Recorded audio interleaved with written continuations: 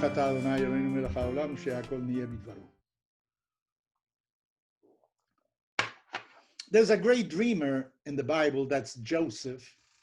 He is creating bundles, sheaves of wheat, of corn, or something. And in his dream, his own sheaf is in the middle, and the sheaves of his brothers are around him. And well, there are 11 sheaves, obviously a reference to his 11 brothers, and they all bow before his sheaf.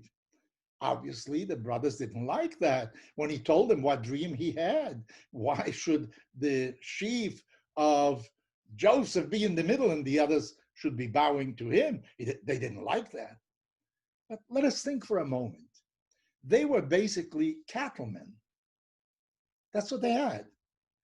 Why did he dream with sheaves? Sheaves has to do with agriculture. He should have dreamt with sheep, something like that. One sheep in the middle and 11 sheep that were bowing to the sheep, to his sheep.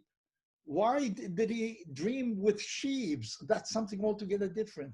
Maybe Joseph was telling them, you know, if we are going to continue just to be cattlemen, we're going to stop developing.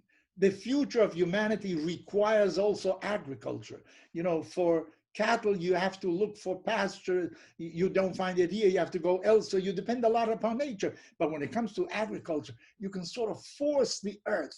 You seed it, you prepare it, you water it, then you make sure, and eventually the earth gives forth its fruit. There's much greater control when you have agriculture. You can plan for the future as well. And maybe he was looking at what was then the most advanced civilization in the area, that was Egypt. Egypt was an economy based on agriculture. Of course, they had the tremendous river Nile that provided them with the necessary water to do that. But and nevertheless, he was telling them, you know, we can't stay where we are. We got to go forward. And forward means really agriculture. And the brothers didn't like the dream, maybe for two reasons. They didn't like the fact that Joseph somehow became the leader, wanted to become the leader. But on the other hand, they didn't like the change. They were used to their cattle, and that's it. If you want to introduce new parameters into society, many are very afraid of that. You know, you are afraid of the unknown. You don't know what will happen to your economy. Maybe that is why. Then he had a second dream. The second dream was that he was in the middle, and 11 stars, the sun and the moon, were all bowing to him, not to his possession, this time to him personally. They didn't like that. Even the father didn't like that. What was that dream about?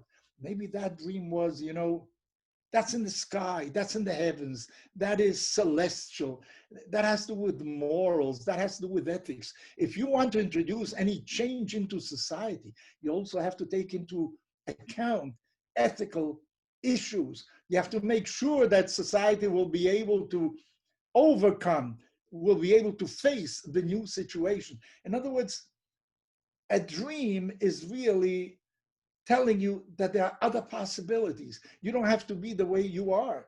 You know, there was a great speech, we all remember it, in Washington, Martin Luther King, I have a dream. He had a dream about the Black population in the United States. You can become better. You can, maybe some white folk didn't like that, but that was certainly a future relationship between Blacks and the rest of the population in the United States, so that great leaders have to have dreams. They have to show possibilities of getting out of the box, of getting out of what we have been doing up to now. And Joseph was a tremendous leader. And of course, his brothers didn't like it. They didn't like the fact that he was going to become the leader. And above all, maybe they didn't like the fact that they would have to change from being just a cattle organized society into something that is going to look to a different source of income, a different source of living, and they were afraid of doing that. But thank God that that happened, because thanks to the dreams of Joseph, eventually he was able to save everybody from hunger, because at the time there was a tremendous famine. And thanks to the vision again of Joseph of knowing what to do in the years of plenty, not only the Egyptians, but the Hebrews, his family, was able to survive. So that we should beware, of course, of change, but on the other hand, we should also accept it, especially when the change is also accompanied by a tremendous root in morals and ethics.